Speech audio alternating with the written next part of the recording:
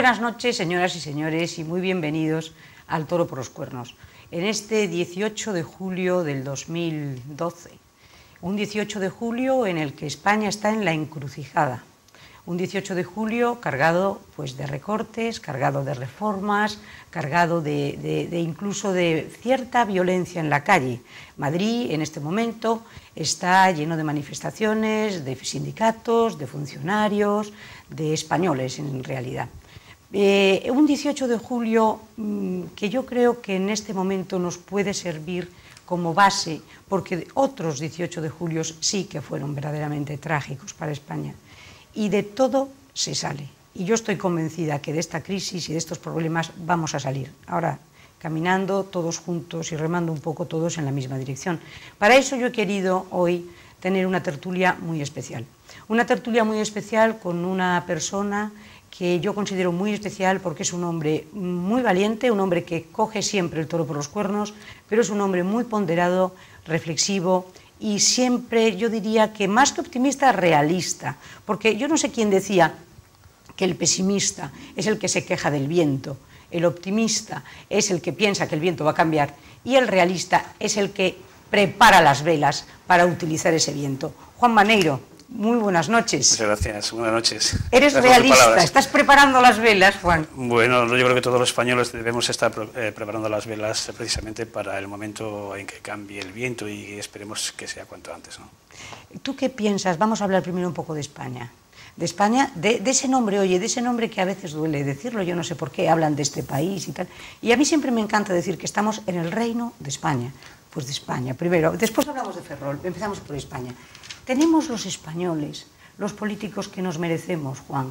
¿O nos mereceríamos otros políticos? Porque como decían en el CIZ aquello de qué buen vasallo sería si tuviera un buen señor. ¿Qué opinas de esto? Pues bueno, la verdad es que, no tenemos los mejores políticos. Yo creo que España se merecería tener otra clase política, ¿no? Pero sin embargo, si hacemos una reflexión y nos miramos hacia nuestros ombligos, yo creo que los políticos, la clase política de nuestro país es un reflejo también de nuestra sociedad. Es decir, yo creo que tú has dicho una cosa muy importante hace unos minutos, España, yo creo que hemos pasado y yo creo que vamos en una muy buena dirección.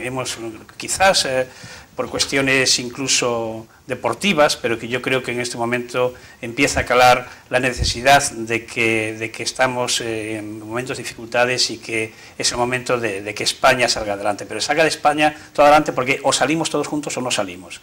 Entonces la única posibilidad de salir de esta crisis y de avanzar hacia el futuro, sobre todo hacia el futuro de las nuevas generaciones, de nuestros hijos, es pues eso, haciendo que España sea un país verdaderamente competitivo y un país que siempre ha tenido un lugar en el mundo muy destacado, y no hay que olvidar que hoy es y sigue siendo una de las grandes potencias, y por lo tanto tenemos que salir todos con el nombre de España y bueno, todos de la mano, si no seríamos incapaces de avanzar. Pero fíjate, tú por ejemplo hoy miras las noticias y ves el Parlamento, ¿no? Y entonces tú tienes que, por ejemplo, hay en una serie de bancadas unas personas que han estado durante 8 años gobernando este país, gobernando España, 8 años.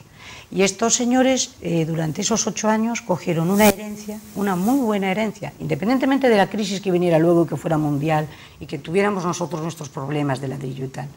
Pero durante 8 años esa herencia no solo se ha dilapidado, o sea, se dilapidó toda la herencia y se pidieron créditos y créditos y créditos y créditos, y en este momento tenemos que estar pagando a día de hoy los créditos que se fueron pidiendo. Pero no solo eso, no solo los que gobernaron, es que el Estado y sus comunidades autónomas eran de distinto color seguramente que el gobierno del Estado. Y tenemos comunidades autónomas como Valencia, endeudada hasta las cejas, comunidades autónomas como Cataluña, que no respira, comunidades autónomas como Andalucía, también del gobierno que gobernaba, del Partido Socialista. Entonces, el español se sienta y dice, pero Dios mío, ¿pero en manos de quién estamos? Pero es que son todos iguales. Sí, bueno, vamos a ver. Yo decía antes que un poco la clase política española es el reflejo de nuestra propia sociedad. Yo creo que toda la sociedad española en los últimos 10 años hemos vivido en un mundo virtual, hemos vivido en un mundo que se alejaba mucho de la realidad. toda la sociedad en general, empezando por nuestros administradores públicos, por nuestros políticos, por nuestra clase empresarial, por nuestros sindicatos y también por todos nosotros. Hemos vivido por encima de nuestras posibilidades, hemos vivido en un mundo que éramos incapaces de soportar, ¿no?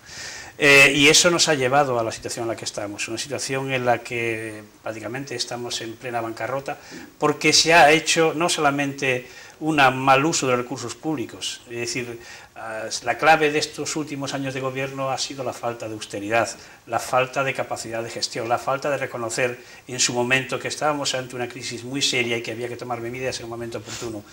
Y se ha mirado hacia otro lado, pero hemos mirado hacia el otro lado, Pepa, hemos mirado hacia el otro lado todos, porque todos vivíamos con salarios bueno, pues de 1.000, de 1.500 euros y teníamos pues 2 coches, un piso, teníamos vacaciones en países muy alejados, salíamos todos los días, es decir, vivíamos realmente por encima de nuestras posibilidades y estábamos endeudándonos, pero no estábamos endeudando absolutamente todos, las administraciones públicas, los gobernantes y lo que tú planteas, es decir, con las administraciones paralelas, porque el problema ya no es que la administración pública haya derrochado el dinero, como se ha derrochado el dinero, todos, sobre todo las autonomías y el aparato del Estado, el gobierno de España. Podemos hablar de esos aeropuertos fantasmas que no tienen apenas viajeros. Podemos hablar de muchísimas cosas, podríamos analizar temas increíbles, desde eso hasta el Plan E. Hasta el Plan E, hace un año que prácticamente que todavía teníamos las obras del Plan E por toda España y que se han pagado millones de euros por los carteles que anunciaban el Plan E. Sí. Es decir, un movimiento propagandístico increíble. Bueno, pues todo lo que sucede hoy es consecuencia de lo que se ha hecho y también de lo que se ha dejado de hacer en estos años anteriores. Y esta realidad y este momento exige reformas y recortes importantes. Recortes que, hombre, todos bueno, creemos que son bueno, muy duros, pero que en todo caso son necesarios, son insuficientes, en cierta manera son injustos y en mi opinión también son insolidarios. Sí. Pero en que en todo caso creo que desde el punto ético y estético estos recortes se han hecho en una dirección equivocada. Los recortes tienen que haberse hecho de arriba hacia abajo y no de abajo hacia arriba como se está haciendo hasta ahora, ¿no? Por lo tanto, yo creo que esta situación ha provocado en las calles pues un clima de tensión, sí, un clima de confrontación, pero que yo creo que al que hay que apaciguar, al que hay que frenar. Y a mí me parece que los que son corresponsables de la situación que vivimos hoy, es decir, no pueden echando gasolina al fuego, como se está intentando echar a la calle. Es decir, estoy hablando de los grandes sindicatos. Sí, y por parte del propio Partido Socialista, que en este momento está como si hubieran aterrizado de Marte y como si fueran no responsables de nada. Y son responsables de mucho, lo mismo que los sindicatos. Los sindicatos hasta hace un año, tú y yo lo comentamos en muchas tertulias, es que parecían el ministro de Economía del anterior gobierno, porque estuvieron mano a mano cómplices de toda esta situación y no dijeron absolutamente nada. Pero yo digo una cosa, el dinero, por ejemplo, estamos hablando ahora, dinero, tú dices, se ha gastado mucho dinero, se ha despilfarrado, todos hemos gastado mucho, bueno, yo siempre digo que unos más que otros, porque la señora o el señor que no se han metido pues en esos despilfarros se encuentran que ahora mismo tienen una deuda, por ser españoles nada más, maldita la gracia que les hace. Pero bueno, eso por un lado, pero ese dinero no se evaporó, ese dinero ha ido a llenar los bolsillos de muchísima gente vinculada precisamente a esos partidos políticos que son los que han estado repartiendo carnaza durante todos estos años.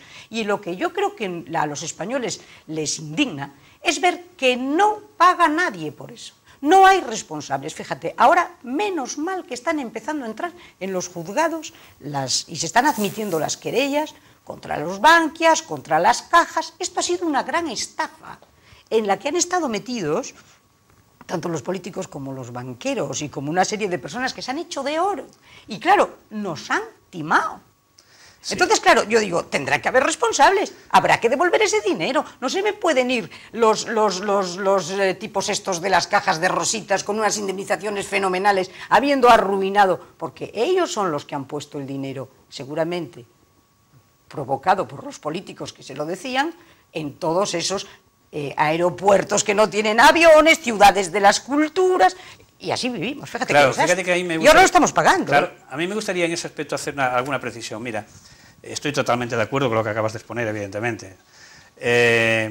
Lo peor ya no es la falta de gestión de los administradores públicos. Incluso yo diría bueno, vamos a suponerle una buena fe y unas ciertas dosis de honestidad a nuestros políticos y a los administradores públicos. Lo peor de todo eso son los chiringuitos. Claro. Lo peor de todo eso son las empresas interpuestas, las empresas virtuales, todos esos chiringuitos que generan a eso alrededor vicio y corrupción. Y corrupción porque España está llena de corrupción. Corrupción de personas que no se pueden ir de rositas. Fijaros una cosa, yo creo que el problema financiero, muchas veces se habla del problema financiero español, no es un problema de la banca española, no es un problema de la banca española. Fijaros que los bancos españoles están prácticamente todos saneados. Es más, hace 3 semanas se acaba de declarar al Banco Santander como el mejor banco del mundo. El Banco Santander, el mejor banco del mundo, y como el Santander, el BBV, el Popular, etcétera, etcétera, etcétera. ¿El problema dónde ha estado? Ha estado en las cajas de ahorros. Claro, las controladas, controladas por los políticos y por los sindicatos. Claro, y por los sindicatos. Es decir, bueno, pues ahí, es decir, esto no puede irse, esta gente no puede irse de rositas. Ya no sirve que devuelvan el dinero hasta el último céntimo, ya no sirve que pidan perdón. Es decir, la justicia tiene que actuar para evitar que se vuelva a suceder. Y hay que juzgarle con todas las consecuencias, hasta donde la ley le permita. Pero esta situación es la que ha provocado que, bueno, como aquí este roba y el otro roba, pues yo también robo y no pasa nada, y miramos para otro lado. Esto tiene que acabarse. La situación es dramática y lo peor es que quienes peor lo están pasando son los que más están sometidos a presión en este momento. Completamente, y la los gente más débil. Pero es que yo creo que además, aparte del contubernio, que podíamos hablar, ya hablando, fíjate, de la época de Franco, ¿te acuerdas cuando se hablaba del contubernio judeo-masónico? Sí, aquello, bueno, pues no, era el contubernio de Múnich y la conspiración judeo-masónica. Bueno, pues lo que es asombroso es que no hubiera funcionado esta especie de timo general entre banqueros, políticos y algunos de mano larga, si no hubieran tenido el respaldo de los medios de comunicación, que han sido cómplices de todas estas barbaridades. Porque muchas veces, financiados por unos o por otros, han estado muy calladitos para que se les pusiera propaganda administrativa, vamos, esto institucional. Y se han callado, porque entonces todos sabemos conexiones clarísimas de diferentes periódicos o de diferentes televisiones con diferentes cajas y con diferentes historias. Entonces han tenido a la gente engañada. Sin ellos, sin la prensa, sin esa prensa absolutamente plegada al amiguete, esto no hubiera sido tampoco posible.